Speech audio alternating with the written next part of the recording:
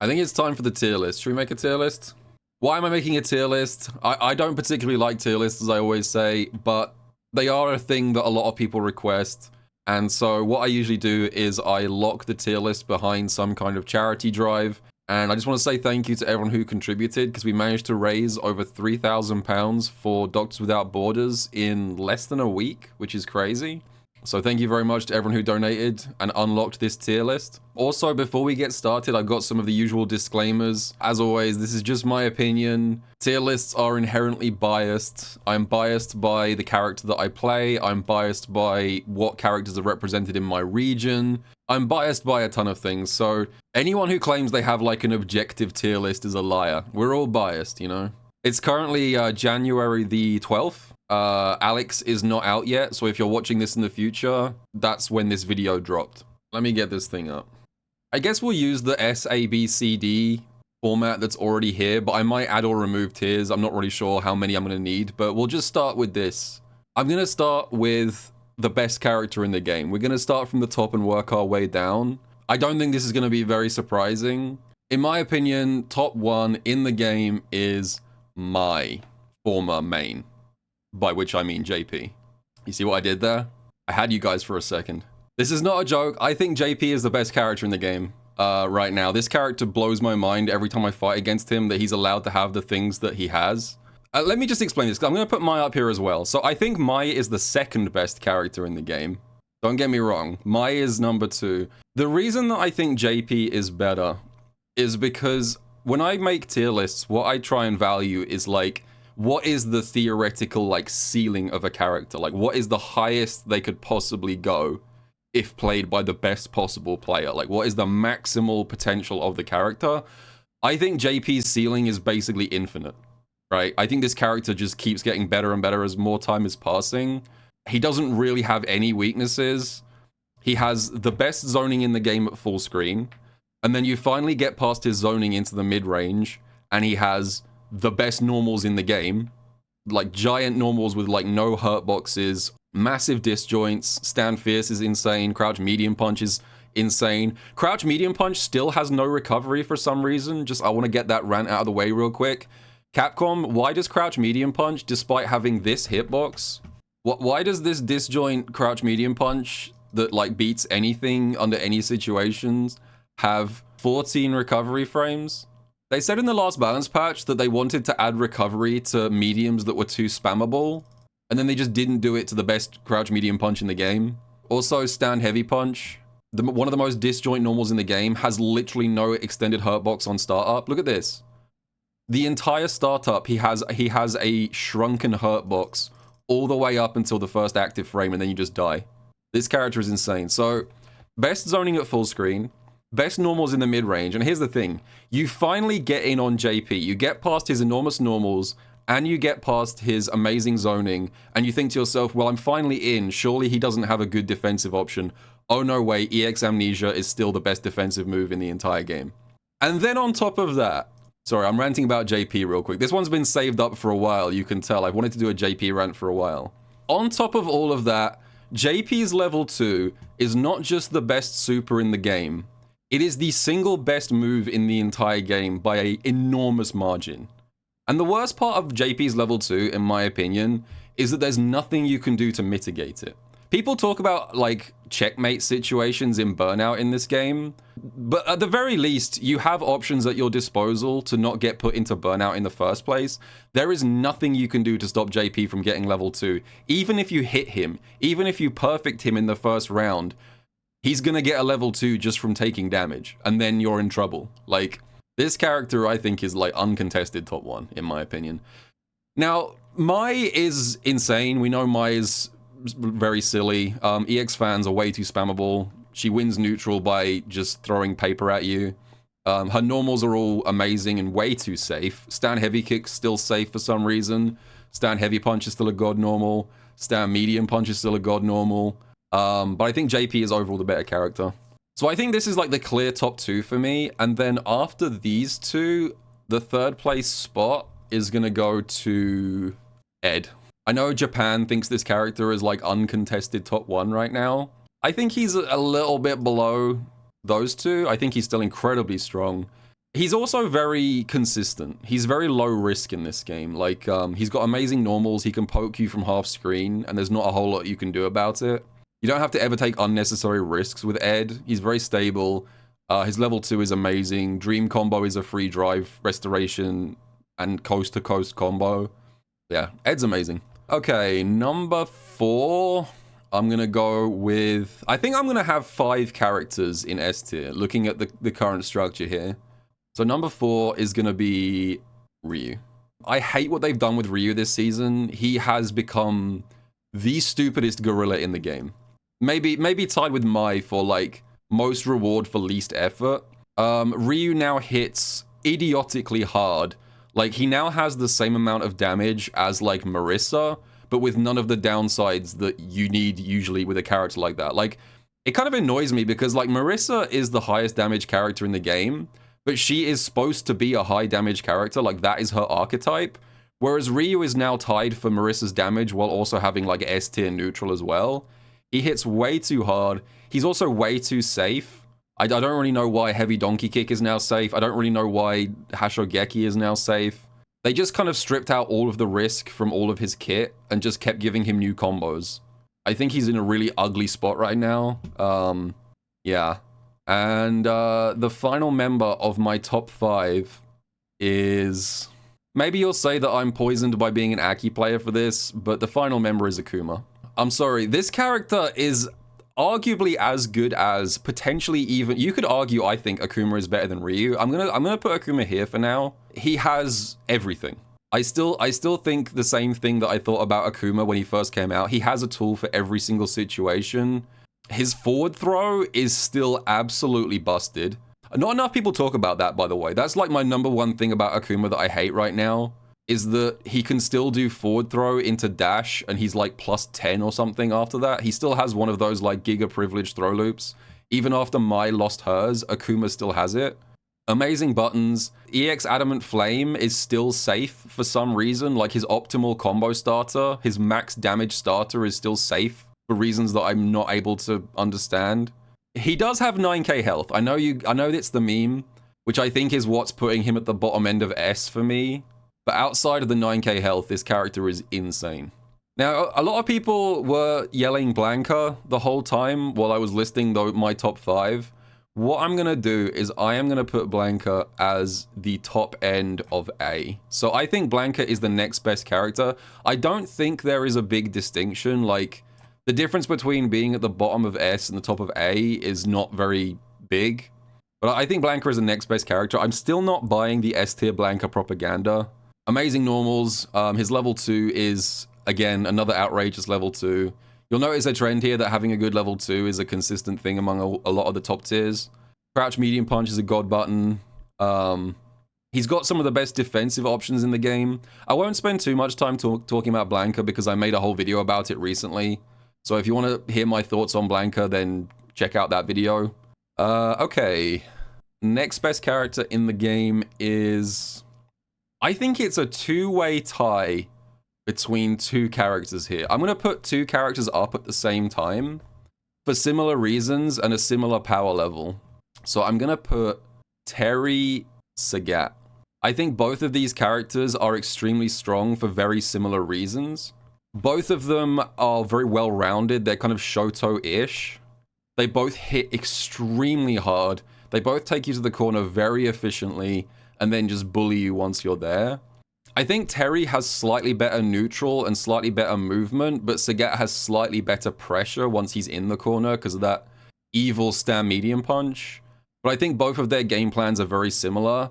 Right now, I think both of these characters are basically just Ryu, but slightly worse, right? That's how I kind of think of them right now. Like, they're both really good, but they're just playing a similar game plan to Ryu, but slightly less effectively. But they're still really, really good. Okay, let's move on. I think it has to be M. Bison. This is the first one that I've hesitated on. This is where it starts to get a little bit harder. I think it's Bison. I'm going to give it to Bison as the next best character. The thing about Bison is he has basically the best offense in the game. Once he gets his win condition, which is like landing any hit, he just takes you to the corner and then just kills you. And there's not a whole lot you can do about it most of the time. If you block his pressure, you lose all your drive gauge. If you get hit, you lose all your health and die. The reason that Bison is not up here, the reason he's down here is purely that he doesn't have good defense. You'll notice that up until this point, every character before Bison has some kind of strong reversal option, whether it's like EX Amnesia, DP, DP, DP, DP, up ball, air ball, DP, DP. The thing that's stopping Bison from being super consistent is the lack of defense, but the reason that he's still so strong is because he invested all of his stat points in Rushdown, and his Rushdown is incredibly obnoxious. I do want to mention, by the way, I think the 3 most toxic characters right now, the ones that actually should be prioritized for nerfs, are Mai, Ryu, and Bison. I think these 3 are so unhealthy for the game right now in their current form. Next best character is... I think it's Rashid. The next few characters I think are all pretty even power levels. I'm going to put Rashid up next, but I think you could put these next few in any order. But yeah, Rashid, I think Rashid has fallen off a little bit, in my opinion. Like, I think last season I had him a little bit higher. He hasn't changed a whole lot. They did kill his DP Oki, which, by the way, can we please have that change applied to every character? I really like that they removed the Oki after his EX DP, so that you basically reset to neutral after EX Mixer. I don't know why the fuck Capcom didn't make that a universal change. Please do that for every character next season, because that was such a good change. But I mean, other than that, his core game plan is still intact. His level 2 is still Great Desert Storm. It's still really amazing. He's just been power crept a little bit, really, I think. Like, the power level of this game keeps increasing. These S-tier demons just hit too hard. So I feel like he's fallen down just because everyone else is getting stronger. He's still good. He's still Rashid. Actually, I just noticed a character that I wasn't even thinking about, who I think is actually the next best character. And maybe a little bit controversial, but I think this character is wildly under the radar right now. DJ. I think DJ is so good, and I think he's entirely let down by most DJ players playing like absolute fucking maniacs. But if you watch someone like Fudo play this character, he is aggressive, but in a more controlled way. Also, his Crouch Fierce is like the most underrated normal in the entire game. DJ players will wake up with Crouch Heavy Punch in your string and it just works. DJ's really good, and I think he's one of the most slept on characters in the game. Am I moving down, or am I staying in A? I think we're staying in A, because I feel like there's a consistent power level here. I'm going to put Juri next. She still has an amazing low forward drive rush. She still has an amazing raw drive rush. She just does the Street Fighter 6 game plan really efficiently. She's not very complicated. She's a very simple character, outside of the level 2 stuff, obviously. I just feel like she plays the Street Fighter 6 take your opponent to the corner and then maul them game plan very effectively. She's not super explosive. Like, she doesn't have like the Ryu damage output. Basically, what I think about this character is like, if they increased her damage output, she'd instantly be here. But she's just not quite explosive enough to be higher, but she has all the tools you need to be good. Now, here's the question. Okay, I'm putting Guile in next. The question is this the last inclusion in A? Or should I put Cammy here as well? Okay, I'm going to do this for the time being, but I might come back to this and change my mind. Guile and Cammy are both really good. I mentioned in a recent video that Cammy has been good in like every version of this game, and so many people got mad at me in the comments section about how she's been nerfed. The thing about Cammy is that she has one of the strongest things in the game, which is that her turn does not end after 3 jabs, right? This is and has always been Cammy's strongest point, because in Street Fighter 6, the basic offensive structure is after 3 jabs, your turn is over, usually. Cammy does 3 jabs, and then you press your button to take your turn back, and then your button whiffs because she did instant dive kick. You get punish countered by the dive kick, and she hits you. Everyone in chat is yelling Aki at me. This is my tier list, not yours. Keep it down over there. This downplaying motherfucker? Anyway, I'm getting rage baited. Moving on. Okay, B tier. Was Phenom right? Ken is the best character in B tier. He's not far behind A tier. Maybe I've finally fallen for the Phenom propaganda. To be honest, the real reason why Ken is here and not up there is purely because these characters just got buffed in stupid ways. Or at least Ryu did. Ken is Ken. His game plan is still solid. He still low forward drive rushes and takes you to the corner. There's not really any reason to play Ken right now because these two just do everything he does better. Okay, next up we have Kimberly. Kimberly is in a delicate spot at the moment. I'm kind of concerned about this character because she's undergoing the same kind of changes that Ryu got over the years. She's very annoying to fight, but I feel like her archetype is that she should be annoying to fight. Like, that's kind of what she's meant to do. Making stand heavy punch into run uninterruptible is one of the ugliest changes in this game's history. And also her spray can mix-ups now deal insane damage. I think she's a good tournament character. Like, I feel like in high-stakes environments, when everyone's nervous and not making optimal decisions because of the pressure, this is a really good character because she's really good at forcing mistakes by just rushing your ass down. But I do think she falls off a little bit in longer sets. Like, she's a bit gimmicky. I think that holds her back a little bit. Up next, I'm gonna put Aki. Call that up playing, call that down playing, call it whatever you like. This is my opinion as an Aki player. I think she's kind of like experienced the same thing as Rashid, which is that like she's kind of falling behind a little bit as the power level of this game increases. In my opinion, I feel like she's basically the same. She got a few buffs and a few nerfs in the Season 3 update, but she basically stayed the same while a lot of these characters above her just continued to get better. The back throw Oki nerf hurt worse than I thought it would. So now, like, her mid-screen throw leads to not a whole lot. But yeah, I mean, she's still got some strengths. Her fireball drive rush is obviously the core of her strength, and it's very obnoxious. She's very rush down heavy. She's kind of like a slightly worse version of Bison right now, really. All offense, no defense. I'm gonna put a few characters in at the same time here, because I feel like they're all, like, basically the same strength. So I'm gonna put in Geef, Chun, Viper, and Elena.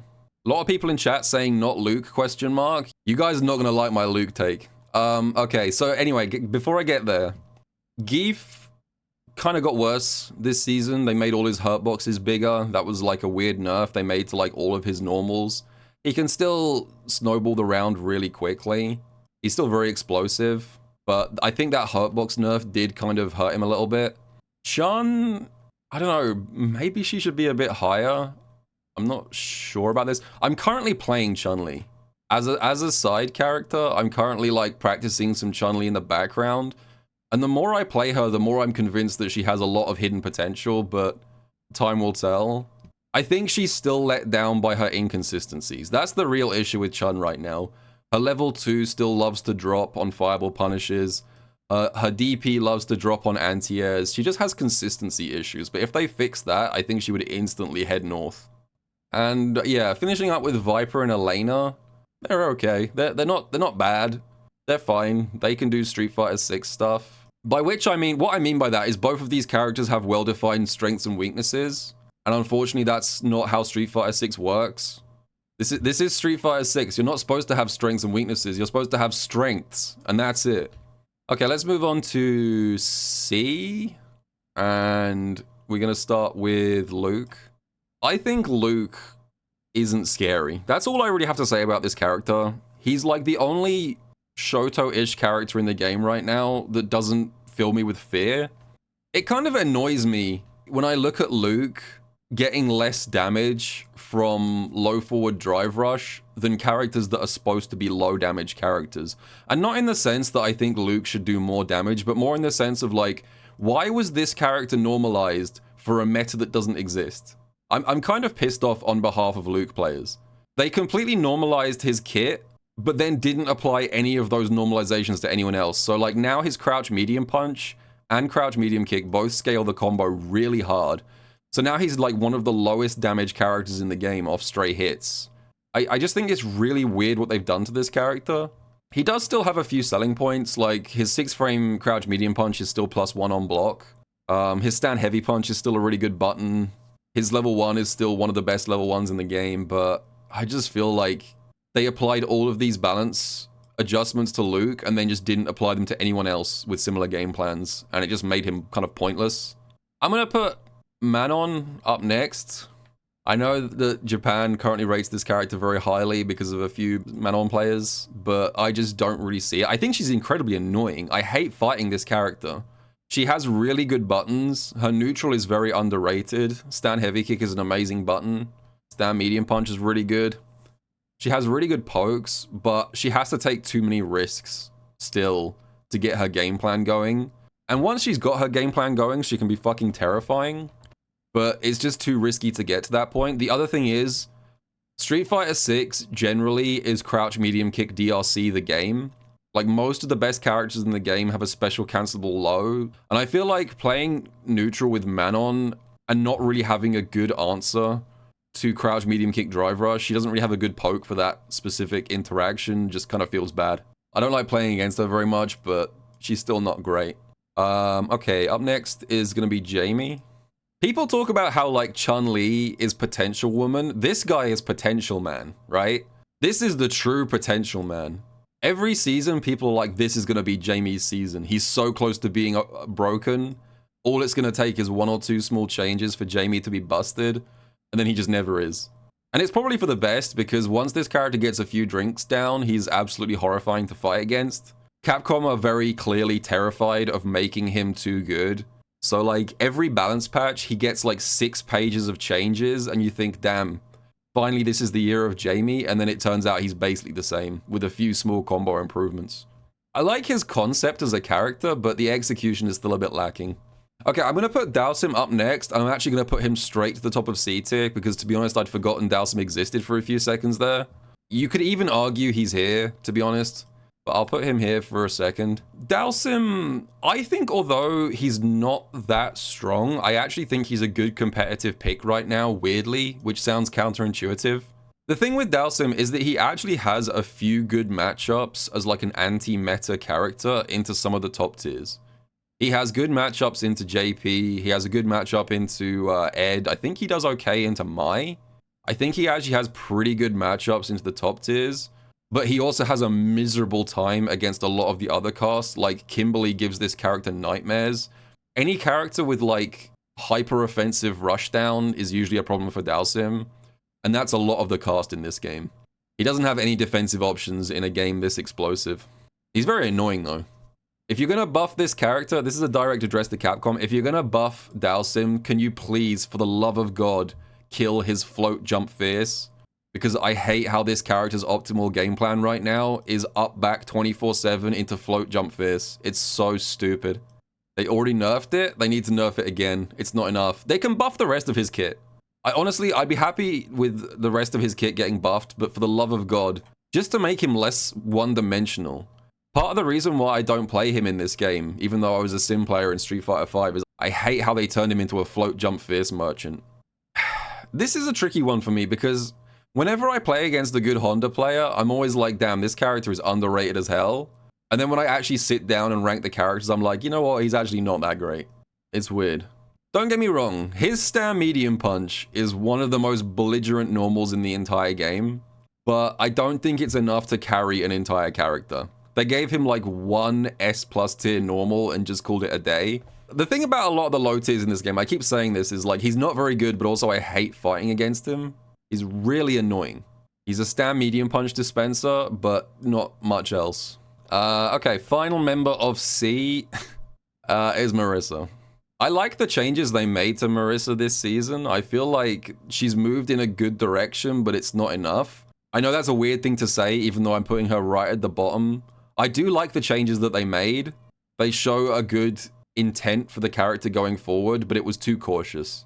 The thing with this character is, I feel like they need to just give her better neutral overall, at the cost of 1 normal dying. You know how I said a few seconds ago that Sim deserves a bunch of buffs, but also they need to kill his float jump fierce? I feel the exact same way about Marisa, except for her stand heavy kick. Okay? Give this character 3 pages of buffs, but her stand heavy kick needs to die. You should not be losing 7,000 health because she swings that thing at random. Anyway, that's just my mini Marisa rant. I want the entire rest of her kit to be buffed in exchange for stand heavy kick dying. I hate that button. Anyway, we need another tier. I think Lily sucks.